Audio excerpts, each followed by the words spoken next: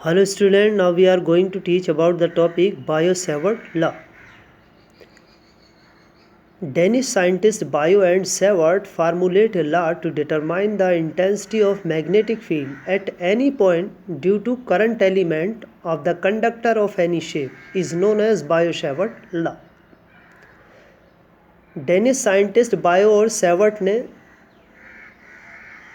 किसी कंडक्टर में flow current के जो करंट एलिमेंट है उसकी वजह से किसी पॉइंट पर मैग्नेटिक फील्ड की इंटेंसिटी फाइंड करने के लिए एक लॉ दिया जिसको हम बायो-सेवर्ट लॉ कहते हैं। According to this law intensity of magnetic field at a point due to current element depends upon the following factors. तो ये फॉलोइंग फैक्टर्स पर डिपेंड करती है। तो ये कोई करंट कैरिंग कंडक्टर है, कंडक्टिंग वायर है, जिस पर हमने कोई एलिमेंट ले लिया है, क्योंकि बायो-सेवर्ट लॉ तभी अप्लाई होता है एलिमेंट के लिए होता है बायो-सेवर्ट लॉ। तो इस पर ये हमने एक एलिमेंट ले लिया DL लेंथ का और इसमें I करंट फ्लो हो रहा है x2y और इस पर हमने R डिस्टेंस पर ये कोई पॉइंट P ले लिया जहां हमें एलिमेंट की वजह से P पॉइंट पर इंटेंसिटी फाइंड करनी है। तो according to this law intensity of magnetic field at a point P due to current element depends upon the following factors. 4 factors पे डिपेंड करती है। Number 1 dB proportional to I। ये जो current element की जो इंटेंसिटी है वो current के अमाउंट पे डिपेंड करती है, इसके प्रोपोर्शनल होती है। अगर करंट ज़्यादा फ्लो हो रहा है तो इंटेंसिटी ज़्यादा होगी, करंट कम फ्लो हो रहा है तो इंटेंसिटी कम होगी। Number 2 dB proportional to DL। तो इंटेंसिटी ऑफ मैग्नेटिक फील्ड जो है एलिमेंट की लेंथ के भी डायरेक्टली प्रोपोर्शनल होती है। अगर एलिमेंट की लेंथ ज़्यादा है तो इंटेंसिटी ज़्यादा होगी, कम है तो कम होगी। Number 3 dB proportional to sine theta.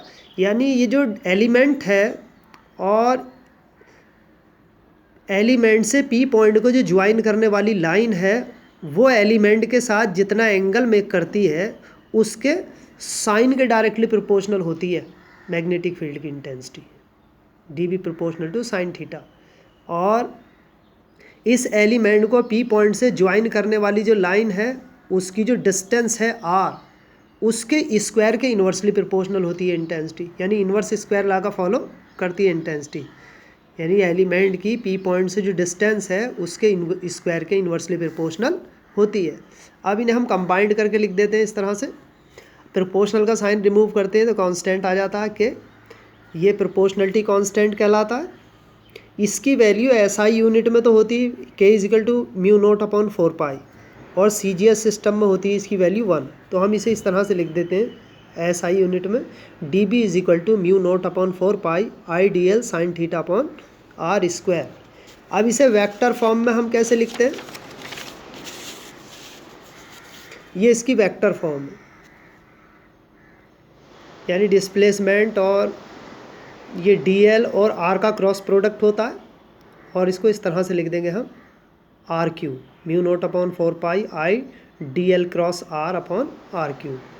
इसकी जो डायरेक्शन है वो given by right handed screw rule. इसकी जो डायरेक्शन है मैग्नेटिक फील्ड की इंटेंसिटी के वो राइट हैंडेड स्क्रू रूल से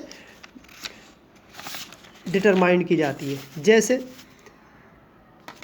राइट हैंडेड स्क्रू रूल ये है, कोई स्क्रू ड्राइवर को अगर हम अपने राइट हैंड से इस तरह से रोटेट करें तो उसका जो स्क्रू जिस डायरेक्शन में मूव करेगा वो तो करंट की डायरेक्शन होगी, ठीक है।